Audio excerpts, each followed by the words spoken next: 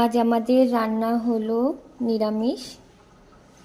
রান্না হয়েছে এঁচোড় আদা জিরে বাটা দিয়ে, কড়াইতে তেল দিয়ে তার মধ্যে তেজপাতা সোমবার দেওয়া হয়েছে। আর এঁচোড়গুলোকে আগের থেকে নুন দিয়ে প্রেসার কুকারে বেশ 4-5টা সিটি লেগেছে। এঁচোড়টা একটু শক্তই ছিল। তারপরে সেই এঁচোড়টাকে তেলের মধ্যে দিয়ে জিরে বাটা, আদা বাটা, নুন, হলুদ, কাশ্মীরি লঙ্কার গুঁড়ো, কাঁচা লঙ্কা সব দিয়ে কষিয়ে আলুটা ভেজে তুলে রাখা হয়েছিল সেই আলুটা দিয়ে জল দিয়ে ঠিক এরকম একটা মাখা মাখা টাইপের হয়েছে। আর হয়েছে মুগের ডাল, কাঁচা আম দিয়ে করেছি। আমটাকে মুগের ডালের থেকে ফোটার পরেই আমটাকে তুলে রেখেছি যাতে বেশি পরিমাণে টক না হয়ে যায়, কারণ আমাদের একেবারে দুবেলার রান্না করা থাকে।